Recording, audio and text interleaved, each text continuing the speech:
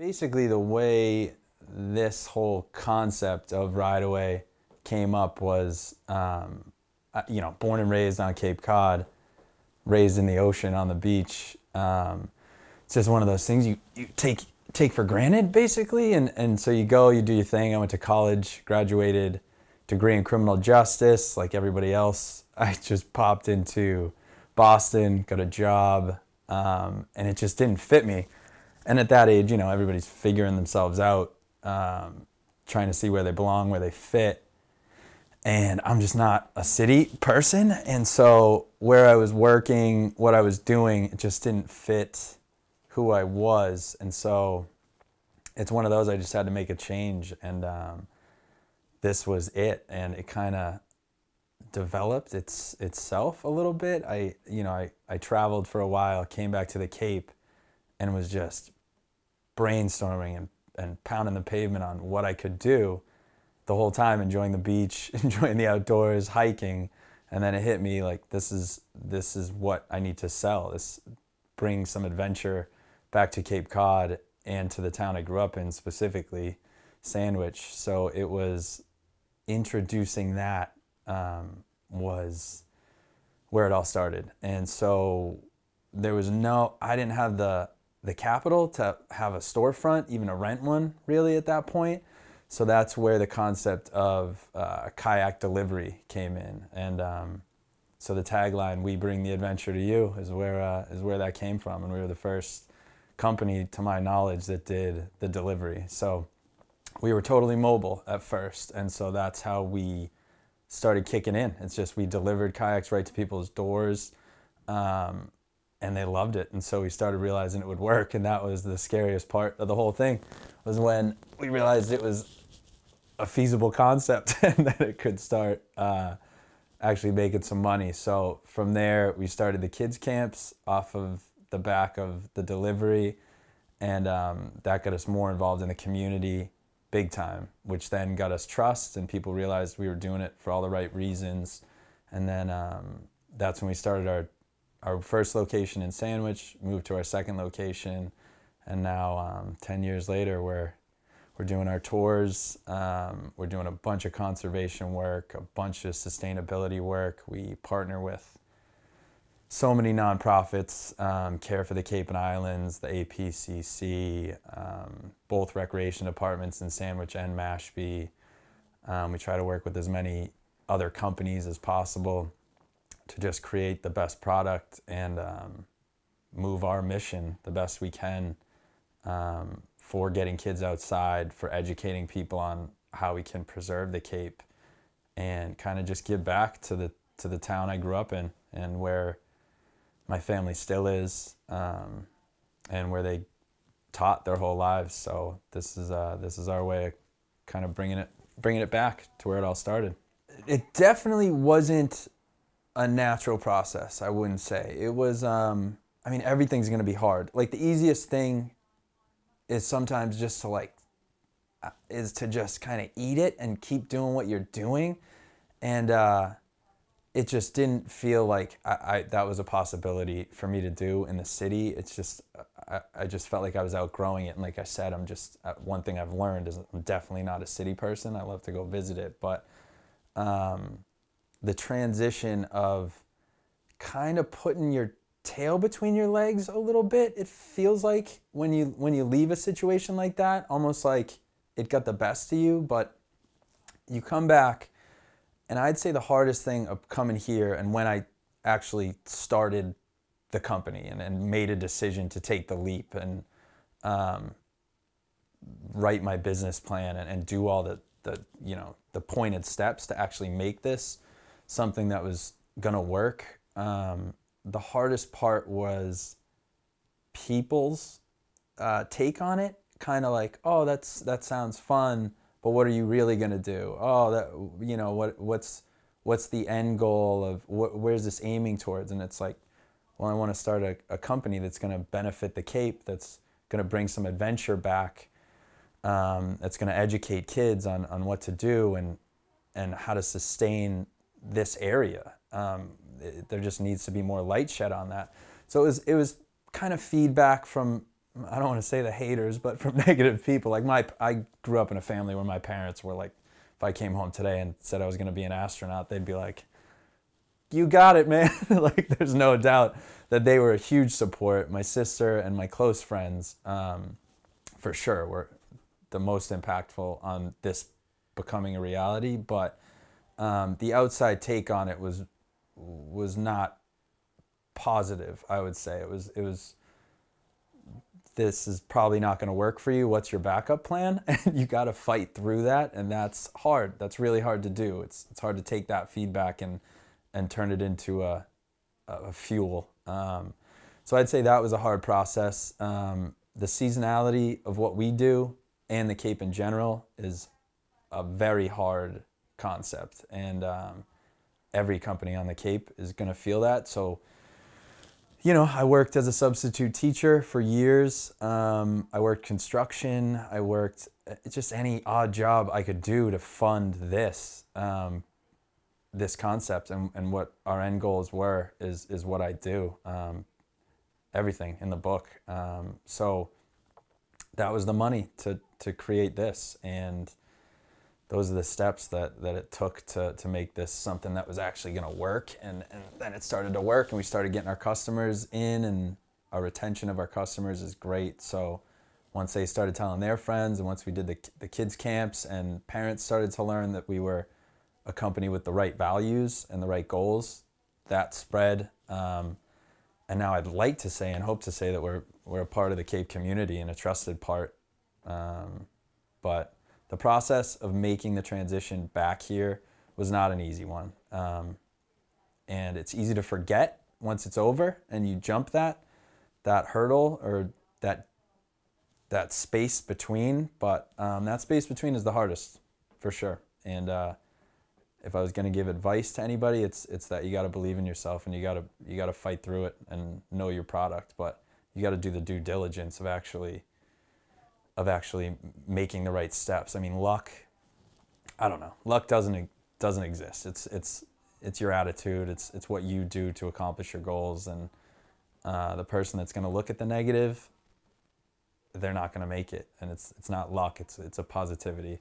So that's what I'd say. So the transition was difficult, but once you get it, it's an awesome community, and it's where we want to be, and it's where we want to base ourselves out of with our more grand scale goals. When I was thinking about starting something and looking to start something, it came up basically. There was like an ad on Craigslist, and it was actually the girl I was dating at the time, who, again, super helpful, very positive towards trying something new and actually chasing a passion. It was a company down Cape in Brewster that had done some kayak stuff and was looking to sell it. And so I was more or less just going to go and pick this guy's brain. Like, everybody needs a coach in this area, and so I knew he wasn't holding on to it. So I went down there, talked to him, and ended up buying his trailer and his 6 kayaks. And then it was so funny. I took that and moved it down here, the trailer, the kayaks, and so I had the setup, like I forget what actual site it was or what it was, but I had one business listing set up, and it was, we got this call from Chatham, and it was a guy looking for like 8 kayaks for the week. And so we had to pretty much pretend like we only had 6 left in our stock when we only had 6 altogether. And so I didn't even have pricing for what they were going to be really set up. And this was at the very beginning. I wasn't expecting to get calls for like another month. And so I kind of went with it on the phone. The guy was amped about the pricing, which I was like, I should have priced it higher. And so I showed up with my 6 kayaks and dropped them off. And the guy tipped me, and he was so nice. And he was like, this is so cool. Place was beautiful on the ocean in Chatham. And I drove away with my trailer and was like, oh my God, this is going to work. And I had to sit there for a week without any kayaks. So we ordered more. And by the end of that summer, we had 12 kayaks, and that was like my first scary slash awesome feeling light bulb that like, wow, this concept is different. It's going to work. And yeah, I'll never forget that. I'll never forget pulling up to the house and pulling away from that house. And that was it. And so it was kind of being thrown to the wolves a little bit, but in a very good way. It got the ball rolling, and it was that eureka moment. So that's my kickoff story. I love that one. So that was our first ever sell right there. You got to believe in yourself. And and the term of like fake it till you make it, I don't think is applicable, but you got to know what you're representing. And if you're not good at it, or your product is lacking, or you don't have faith in yourself, it's going to come across. So yeah, we didn't have 8 kayaks. We only had 6 in the fleet, but there's no reason for me to tell him that. So yeah, he didn't need to know. He was the first customer. I felt like I was ready. If I wasn't ready, then I wouldn't have done it at all. But I was on the phone. I love talking to people, and so I was chatting it up with him. I knew the situation was perfect for what he was looking for, and so we made our delivery. But yeah, we had to pretend a little bit. That was an on-the-move sale for sure. So it was good. It was it was a good experience. Again, it was that kind of smack in the butt to be like, all right, you got a concept, get it working. Like the business plan, everything. If you're not directed and you're not pointed to what you want to do, if you have a vague, like if we just wanted to be a kayak shop on the Cape, this wouldn't have worked. We knew what our goals were and what we wanted our focus to be, and that was, fun, flexible, sustainable, conservation, education-based kayak company. Profits second, goals first. So it worked. So once you start to realize you have a concept that's going to work, and like I just told with that story, it's wow, it's going to work, and that really is the scariest part. For me, it was not all right, we got it made, here we go. And I think a lot of people miss it at that point. A lot of people want to go from step A to step F and just jump through these other steps, and they think the idea means success. And that's just not the case. And I'm not a pessimistic person by any stretch. I'm positive for days. And so that's kind of what you need to be, because you're going to get knocked down and you're not going to be able to hit every goal you want. Like I've had to fail every season. We have these new concepts and it's great, but some of them don't work. No matter how good they are, you got to be ready for that. And so when we first started, like I said, we were mobile. I couldn't find a place to do anything. And so it was just working at it. And our next step to actually get us a place where we could rent out of, it was our second year. And there's a little farm stand right down the street. It was like a little fruit stand that they hadn't used in 8 years. Born and raised in this town, and growing up, we drive by it. It was this beautiful fruit stand. They'd sell vegetables, fruits. It was gorgeous. And it hadn't been used in like 8 years. So it was just this farm stand that sat right on 6A. And just driving by one day, it was like, no, I'm going to do it. And I drove down their long driveway into the back of the house and parked and went over, and I knocked on their door, and it was Sheila and Dick Loring are the people that own the farm. And they answered the door, and I thought they were going to be like, get off our porch, basically. And so I said, hi, my name's Mike Morrison. I own a kayak company called Rideaway Kayak at the time. That was our name. And I said, would you guys ever be open to having me use your farm stand as a kayak rental location? And they, again, thinking they were going to be like, who are you? Get off our property. They were so nice and invited me in. We sat down and had tea, and we talked about my concept.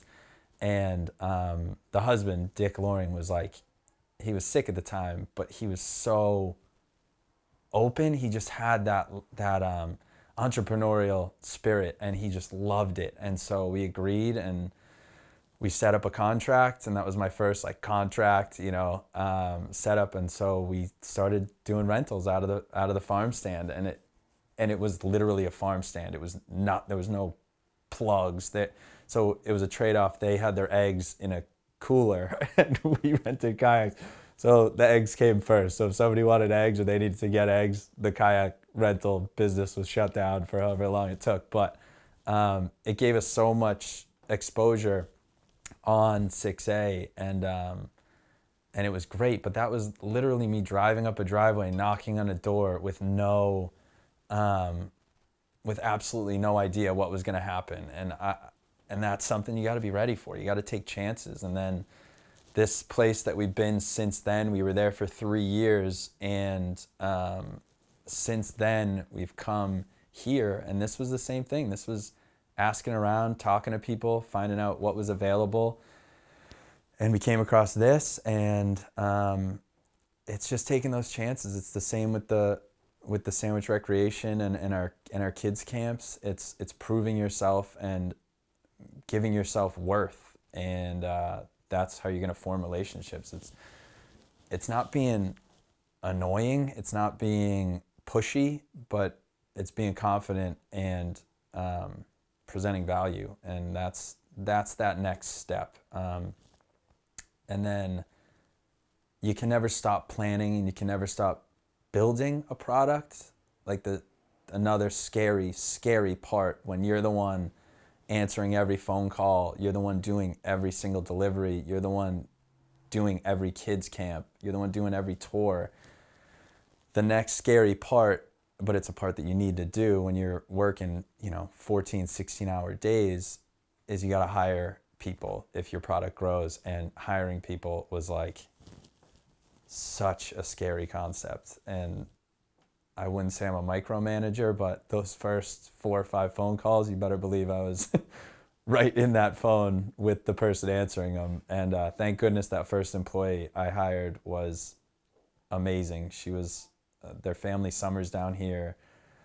Her name was Caroline, and she was, the classic 19 going on 45. She ended up going to Harvard, graduating, working under Obama. We got a letter from Obama for a recommendation letter. It was classic, but it's just her. And we got her when she was just a baby, and she was so good, and it was a perfect area for her to learn. And we take a lot of pride in our employees as well. We want them to learn, and we want to teach them the values that we hold and that we put into the company. So we've had a girl that works behind the desk, and she jokes around that some of the younger high school boys that we have, she says their parents should be paying us to have them here, just because we're trying to teach them, how to treat people and what the right values are, and how to respect people, and treat others how you want to be treated. It's kind of our number one rule here, in every sense. So those are some of the aspects. Those were the hardest things. It's finding a place, it's finding relationships, it's growing and being open to that growth, like hiring employees or starting another location or trying another product, and being ready to fail if it happens. So we've been here 10 years. Next season will be our 11th season, but having those first years be so seasonal, I used to come here in the summer or be here in the summer, work the company, and then around the end of December, I'd go to Colorado and ski instruct. So there was a separation to it, but then when we grew and kept growing, and I realized the growth potential, it became a year round. And so I was here just building the company. Like, we just bought a bike company called Bumblebee Bikes last year. And it's a brand new experience. Again, something I had to invest in, something we had to grow, but that's just part of that growth. And so now that we're fully into it, it's just like it's not a job. It doesn't feel like it's been 11 years at all. It feels like I started it yesterday. But then when I look back and think back on everything we've gone through, it's just flown by. But the relationships and what we've been able to achieve on the Cape is just, it's unbelievable. It makes me personally, and whenever I refer to the company, I always say we, but it makes me feel very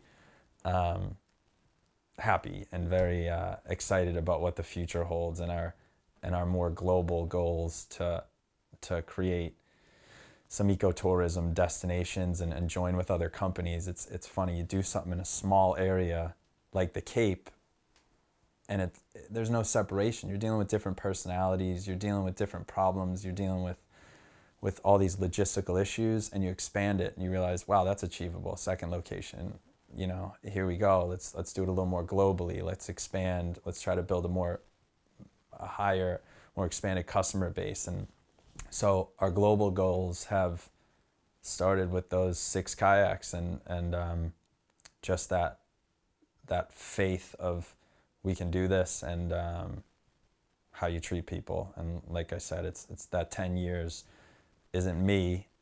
It's not my team. It's everyone that's ever walked through these doors and what they've given us as far as feedback. And it's the guy that just is a local and pulls in and just pops in and wants to talk about what we're doing and wants to just shake a hand. It's just every relationship built. It's just another brick in that building that we're trying to make, and we're trying to expand. And it's crazy. 11 years is nuts to wrap my head around, but it just doesn't feel like it. And I think where we're headed is someplace even bigger. So it's exciting.